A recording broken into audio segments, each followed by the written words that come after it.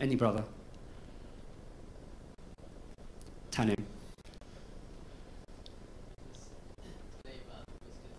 Exactly, mashallah, that's exactly the answer I was looking for. So what the brother said is, you'll just waste time. Now someone might say to me, how can you go through an Itekaf and just waste time, i.e. pass time?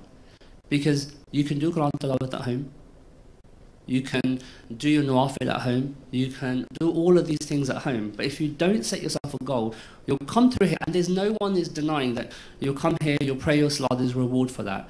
You'll attend the Durood Majlis, alhamdulillah, and you'll get reward for that.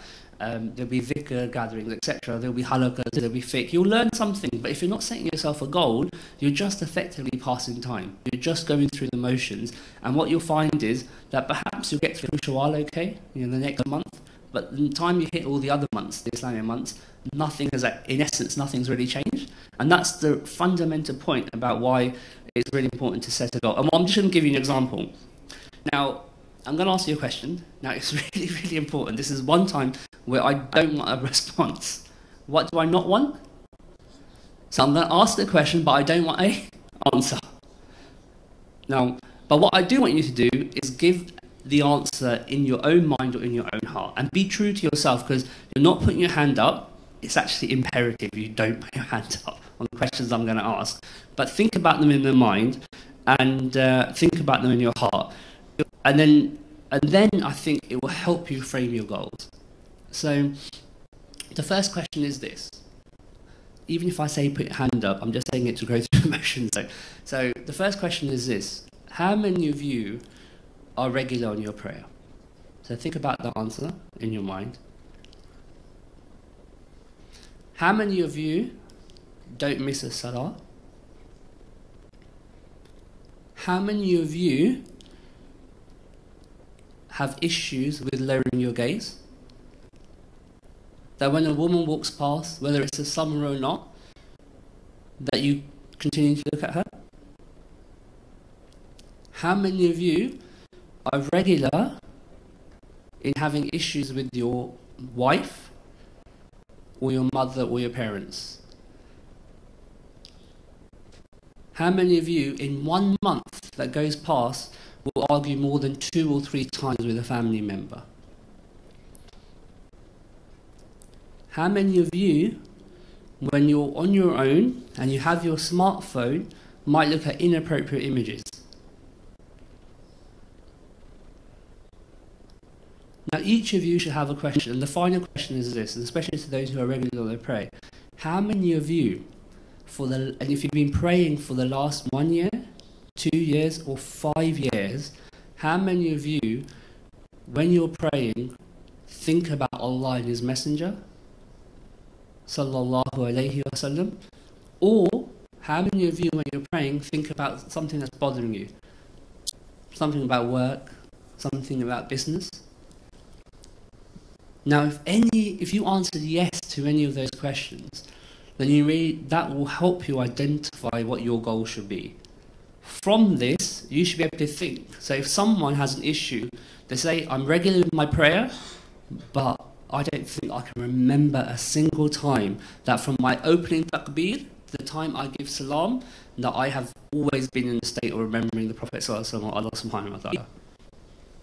How many of you can honestly say, if you're in a position where you still, in spite of knowing the sins, knowing about the issue of lowering your gaze, are still falling into that trap, then you need to come and then you need to think about what remedy can be given to you, because that is now your challenge and that is our challenge from the Ustads that are sitting here. If any of you have now thought, actually, I don't have Hashu in my prayer, or you think, actually, I have a real issue with maintaining a good relationship with my parents, I'm arguing with them all the time. If any of you are getting arguments with your wife regularly, then you need to think to yourself, actually, this itikaf, and this is my challenge to you, and this is the expectation that Sheikh Ahmed said yesterday, and I reinforced now today, that if you have any of these issues or vices, then during the next 7 to 10 days, we should be in a position where we can remedy or at least give you a framework that will get you out of these sins. Because, is it possible? Now you can start answering questions again. So, now the question is this: do you think it's possible, or is it possible for someone to have such a lifestyle where they never swear? They don't really get into arguments, maybe on the odd occasion. That they pray their salah and they have khushu, that they are, you know, they are in the presence of Allah subhanahu wa ta'ala. Put your hands up if you think that is possible. I'm assuming everyone else is just being polite. That should be 100% hands up. And if you're thinking in your mind that, hang on, really, are there people here that, you know, we can get into an argument and not swear? We can avoid getting into an argument with our wife, our parents, even though they might be instigating something, that they might even have a negative attitude, but we can still have a response which is really positive and be happy? The answer is a resounding yes. You can achieve that, it can be achieved, and there's a particular framework that allows you to do that. So, inshallah, what will happen, I think, later is they might pass around a form or something for you to think about in terms of your goal setting, and then we'll take it from there in terms of seeing one of the stars, etc. Now, I'm now going to kick off on the main introduction. Inshallah, someone can just get the slides up on the screen.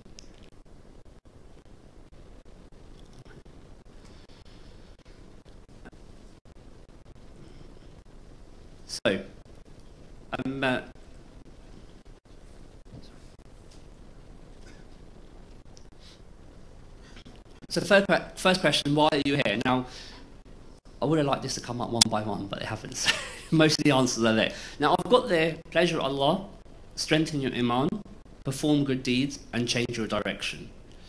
All of these sound like good things, don't they? But if I was to ask you, and this goes back to your goal setting, how do you attain the pleasure of Allah subhanahu wa ta'ala? And this is where you need to start joining the dots and making a link. Because a supreme intention always is what? To get close to Allah, for Allah to be pleased with you. But getting to that journey, there's two things that you need. One and foremost, you need a roadmap to get you to the pleasure of Allah. And then you need to find out what your obstacles are to get to Allah. We can provide you with the roadmap, there's no issue.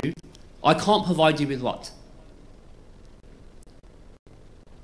The obstacles. What does a goal setting do then? That makes you identify what your obstacles are, and that allows then the Ustad or to work with the teacher to find out how you overcome those obstacles along that roadmap. So we will give you the roadmap, you will give us the obstacles, and then together we'll make a framework to get you, inshallah, to the pleasure of Allah subhanahu wa ta'ala.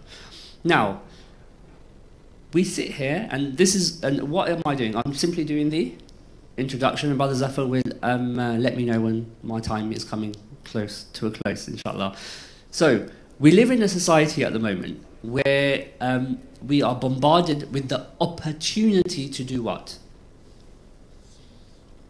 Sin, absolutely. I think what's going to make this a lot more interesting is if I ask a question, don't hesitate to shout, inshallah. I've got the mic, you haven't. So it will work. So we live in a society, we have the opportunity to do what? We have the opportunity to engage in sin. Do we also have the opportunity to engage in good? Yes. Does Facebook give us the opportunity to sin as well as the opportunity to listen to some good nasiyah? Does a TV give us both options? On the same TV, on the same remote, you can type in a channel that will give you a Islamic channel, and that same remote can also send you straight to a website of pornography, for example. For everything that we have, the opportunity to do sin is there, and the opportunity to do good is there. So the question then we ask ourselves is, where do we fall? What is it? Why are we inclined to a certain way over another way? And this is where one of the things that we'll be going through in this course is the concept of Ainul Yaqeen, i.e. to strengthen your iman.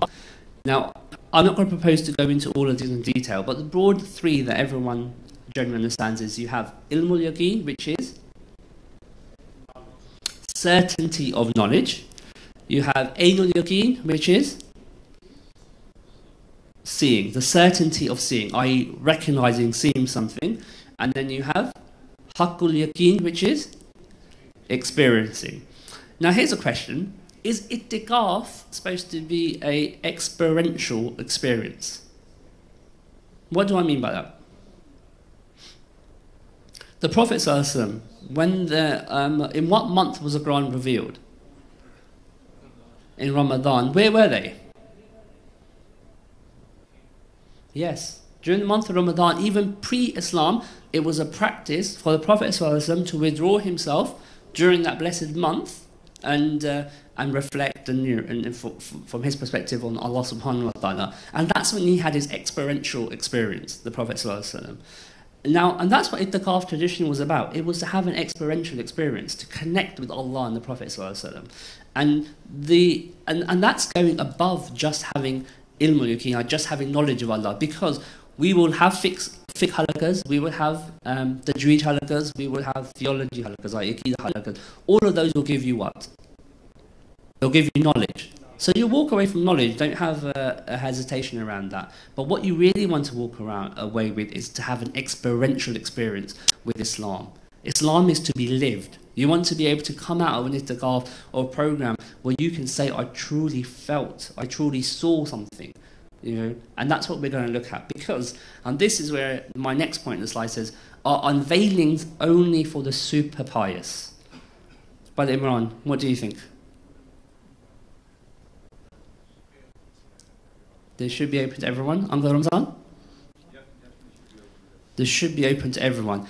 And now this is an interesting thing, because whenever we think about unveilings, people always assume, you know, they think about the greats like Shaykh Abdul Qadir Jilani, Imam Ghazali, etc. And I just want to mention two topics. One that is personal to me that I'm aware of, and one that we will all be aware of. And I know an imam, a chaplain at a prison. And he works with really high-end prisoners somewhere in the south. So a really high security unit. And during the month of Rabi'ah, the month of Rabi'ah al-Awwal, he finds that the rate of conversions increase. And not because of any da'wah that anyone's done. And one example he gave us is that he was summoned, or he was asked to attend one inmate.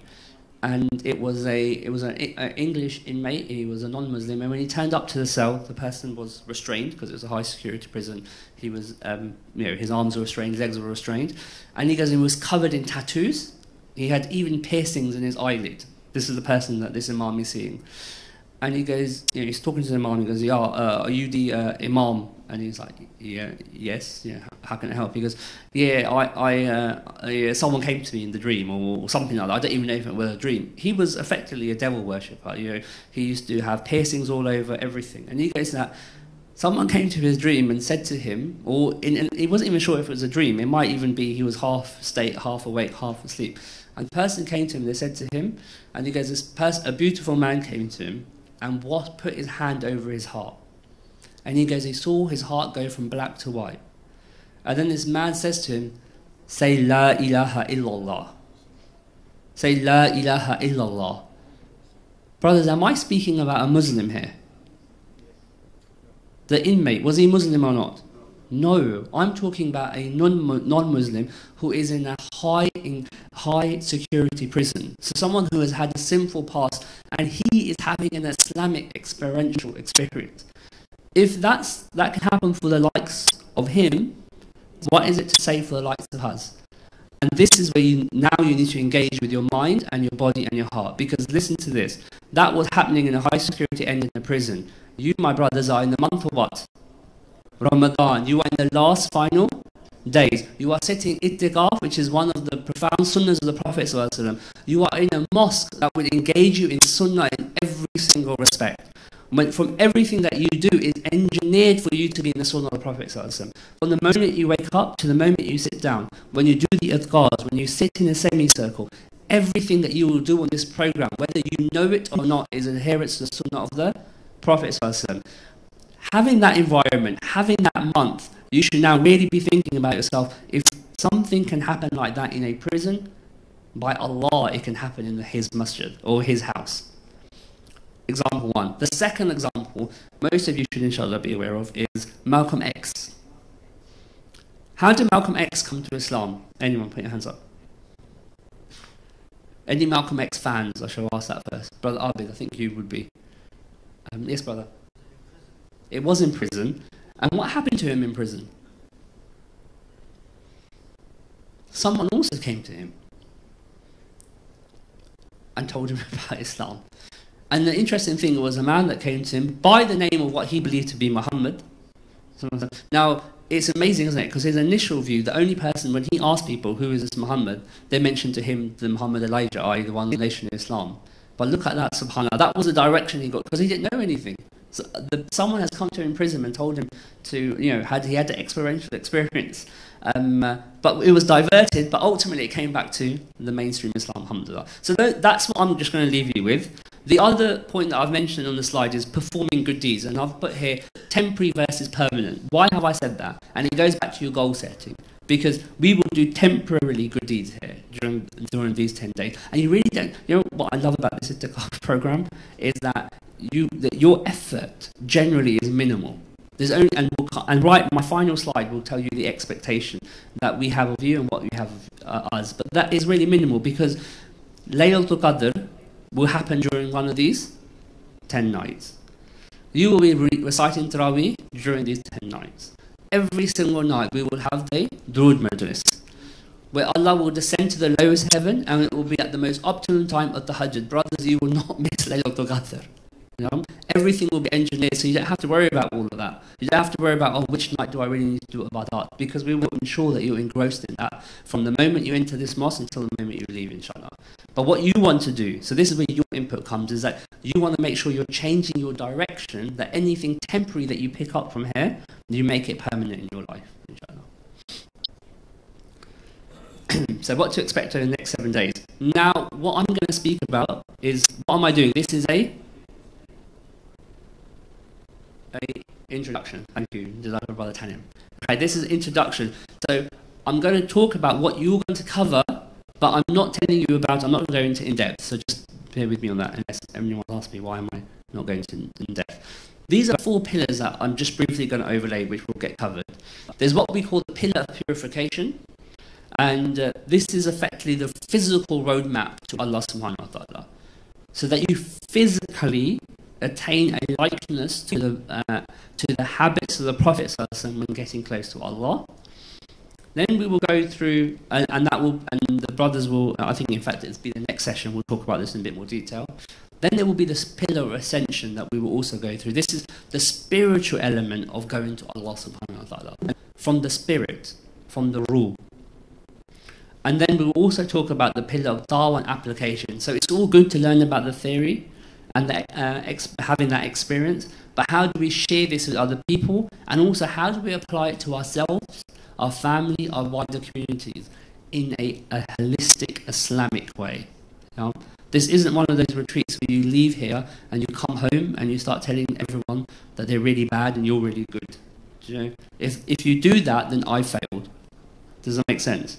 Because this retreat is the retreat that when you go home, everyone in your family will think, oh my word, subhanAllah, this person changed. I now see Islam for what it is. They don't speak ill of people.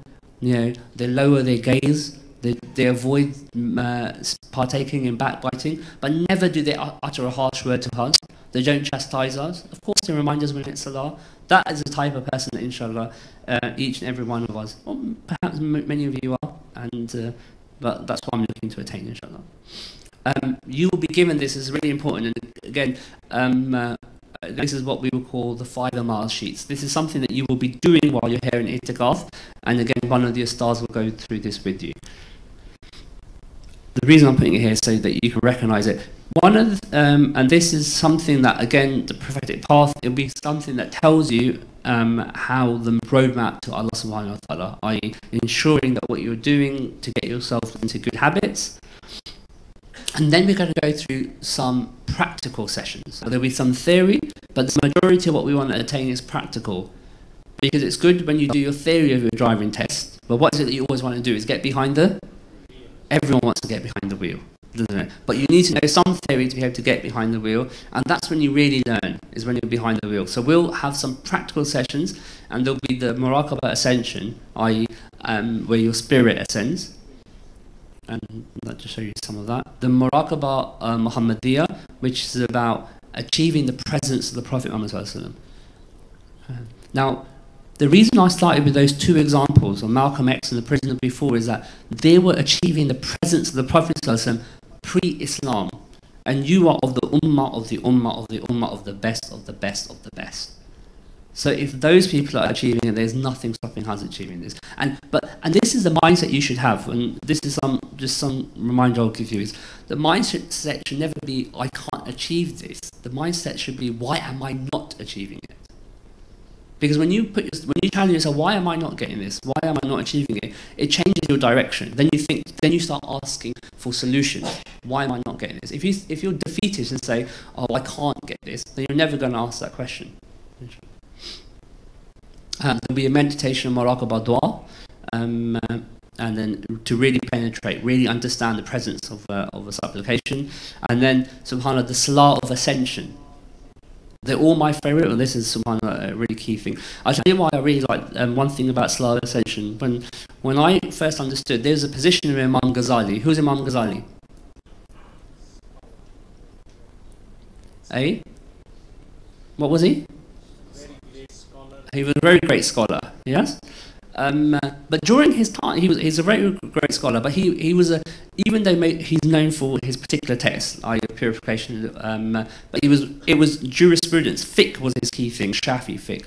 He had a fiqh position, and this is his fiqh position, that from the opening takbir of Allahu Akbar to the closing salam, that if someone for a moment is not in the presence of Allah, their salah is invalid.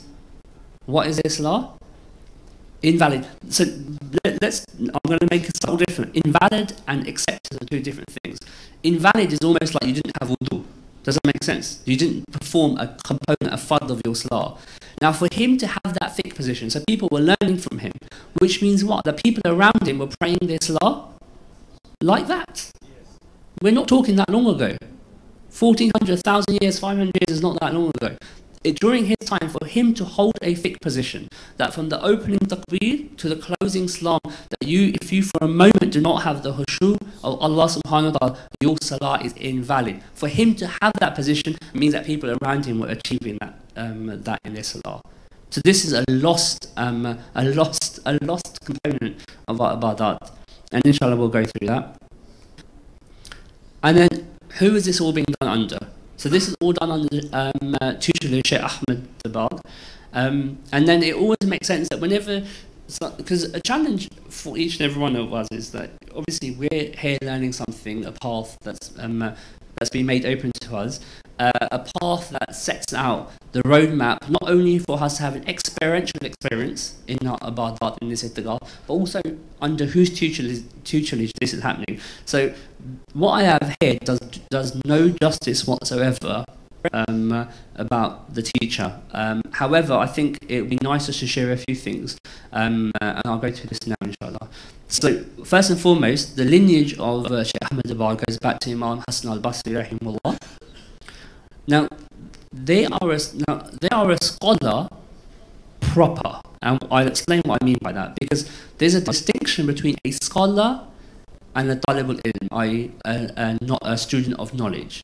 And I'll explain why. Because in all the traditional sciences, so fiqh, hadith, theology, they are learned, they are a scholar in all of those respects. But the thing that they're the most luminary in, i.e. they're the science which they have devoted themselves to, is tazkiyah.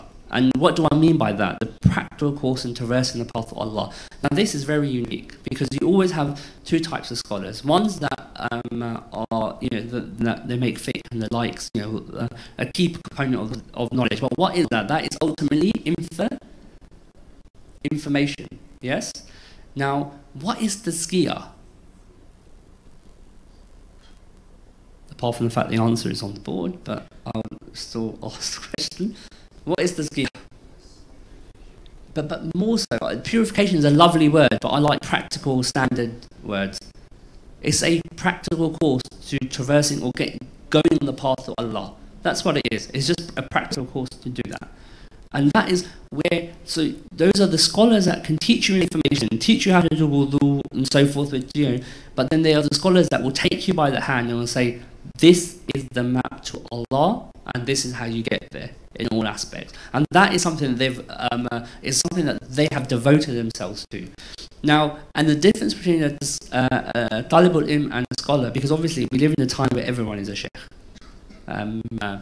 technically the say if you have a bit of white hair, then that qualifies as a sheikh anyway. So, but inshallah, I'll see all the brothers will start dyeing their hair white now, I think.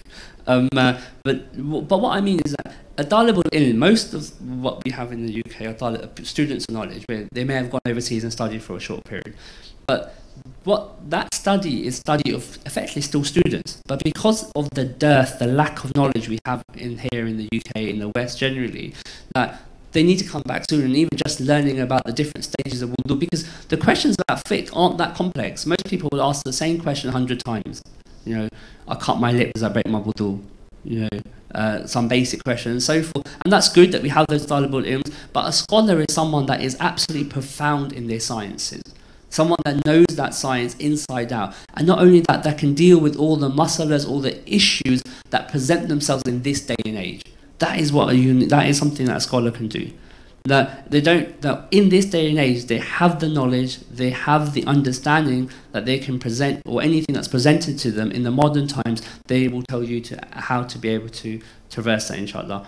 And then finally, what I've got here is just some of the work that Shaykh Ahmed does. And this is, and again, it doesn't do justice, but one of the things to note is that they have a number of institutes, zawiyas such as this, i.e. where people can learn the path to Allah across the UK, across the north, and also some in the south, as well as internationally. So Fez, Denmark and the like. And also there's a real piece around the international dawah, from Malaysia to America, from Morocco to South Africa, Jerusalem to our lovely homeland for some people, Islamabad and Pakistan. You know, this is the type of work they're doing, and they're travelling. And this is really, really key, because when you have knowledge, when you know practically how you can take someone to Allah, there's an incumbency on you to spread that message to everyone. And practically, that's what they're doing.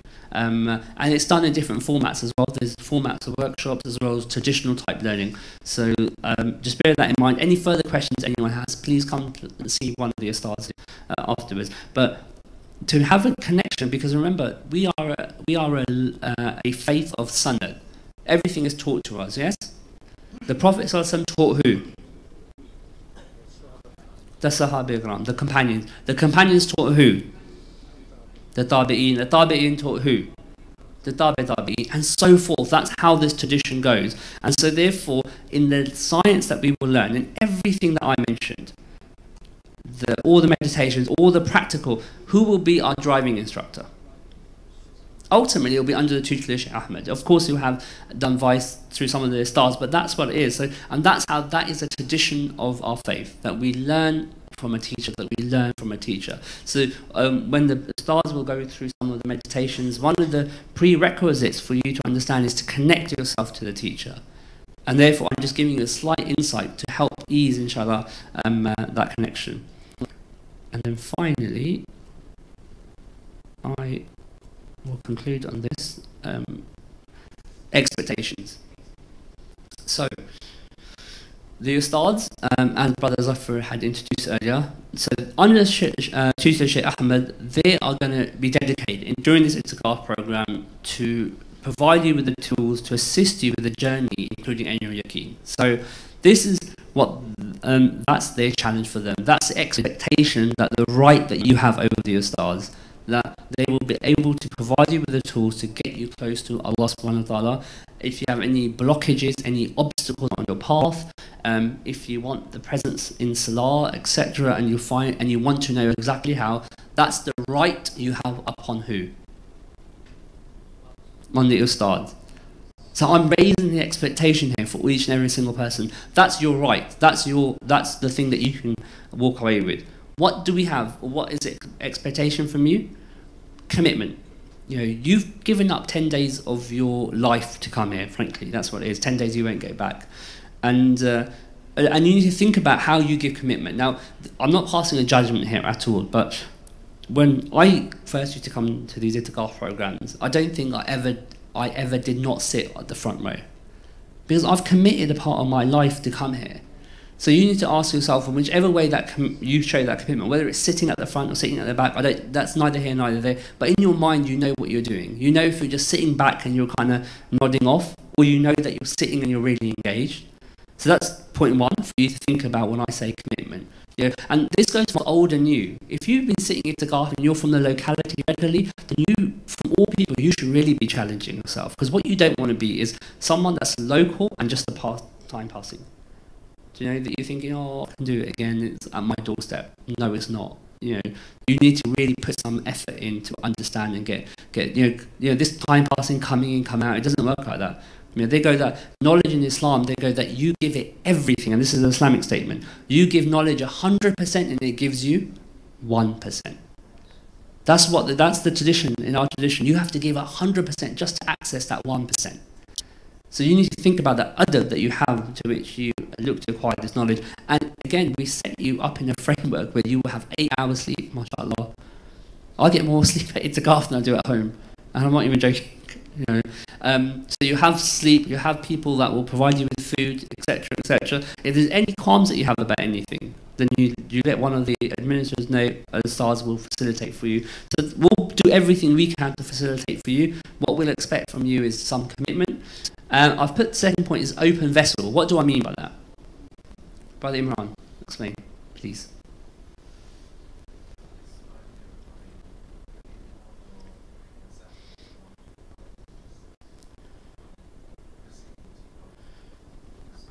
Absolutely. I really like that. For those who didn't hear that, he goes, open vessel is when you come, leaving all your preconceptions at home, coming with an open glass. Now that's very easy to say, but let me explain this to you. How old is the Quran? Sorry? I said, how old is the Quran? Timeless. MashaAllah, look at that. The Quran is a pre-eternal word of Allah. Jazakallah. When the Quran was revealed to us on earth, so how old is it based on that? 1400 years ago, thank you. Okay, mashallah, we have a Sufi amongst us. So it's 1400 years to when the Quran was revealed. Okay, has the text of the Quran changed? Put your hand up if anyone thinks the text of the Quran changed. So please, by Allah, no one puts their hands up. But no, thank you. Yeah. The text of the Quran has changed. For 1400 years, that means that scholars, students, Qadis, everyone has been reciting the same words for 1400 years. Have you ever heard someone say, when, during a salah or something, or when does someone please stop that, I've heard this before? No, you don't hear it, because every time you approach it with the adab, that actually there's a barakah and blessing, and if it's the statement of the Prophet ﷺ, that a reminder benefits a believer, they mean something. That that within knowledge, just even hearing something again, you might learn something you never learnt before. I mean, just in my field, I advise specifically in tax law. I cannot tell you enough that there is legislation that I have read multiple times. How many times? Multiple times. But depending on the fact pattern that client comes before me, that whenever I go back to that same legislation, those same words, they haven't changed, I come back with a different answer. How is that possible? And I'm telling you from a Western secular perspective that I can go back to the same legislation when the client comes to me and give a different answer, and we're talking about the knowledge of Allah here. So please come with an open vessel. Don't think, oh, but I heard this before, or that's not how I understood it. So be it. You're going to understand it in a different way now, inshallah. And then finally, oh, the battery's running low. I've been given the sign. And then finally, I said don't just pass time, which I mentioned before, so I won't go into that again. Inshallah. So that covers the introduction. We will have a short break, I think, and then Brother Zafar will introduce the next speaker. One thing we'll do during the break, and Brother Zafar will expand, and hopefully someone's put past him a checklist. Every single person that is new to the Itekaf program, can you please come and see Brother Zafar? Because he wants to take down your names. Every single person who is not new, so if you're new, you go see him regardless. Every single person who is not new, but would at some point like to see an Ustaad to discuss their goals, whether formulated yet or not, then please come and see him as well. But when you come and see him, please tell him if you are new, i.e. first time, and please tell him if you're returning. Is that okay? Inshallah. Over to you. Subhanakallah wa bihamdika ashhadu an la ilaha illa anta. Jazakallah, Brother Ustaad Majid. One thing I forgot to do was do an introduction for Ustaad Majid when he first came. And I know the Ustads don't like big introductions and they don't like these protocols, but it's just sincerity on our part and for benefit for the listeners. Just to have a little bit of an idea of what the background of their ustads is. And a lot of people may have a misconception that these ustads are probably just teaching full time or they're in the masjid. But what we don't realize, a lot of them have got professional backgrounds and run their own businesses, and all the effort that they make here is all done voluntarily without any salary or fees as such, and it just shows you that this is the sincerity of the advice that you are getting. It's from the heart, it's voluntarily given at their own time. And Ustad Majid is from Woking. He is a barrister by profession, works in the City of London for a top corporate firm, and as I've said, he lives in Woking near Surrey with his wife and children. I asked Brother Sajid, how many children has Majid got? He started counting on his fingers, he couldn't remember. Is it 4? Is it 5? Is it 4? So 4 children is what we settled on at the end, right? So I'm sure Brother Ustad Majid will confirm that is right. Otherwise his brother is in trouble. So Jazakallah for that, Ustad. We want to have a short break now. Uncle Iqbal, you keep putting your hand up. Do you have something to say? Jazakallah. Jazakallah. Okay, so before we go into the next topic, I think it's appropriate to have a short break. I think we want to keep it quite short. So if I say, can we get back here for 10 past 3, please? It's a little over 10 minutes, so that will give you enough time for everyone to freshen up, stretch their legs. But don't go wandering off upstairs and not come back down or go for a kip. So be back in this main hall for 10 past 3. Jazakallah.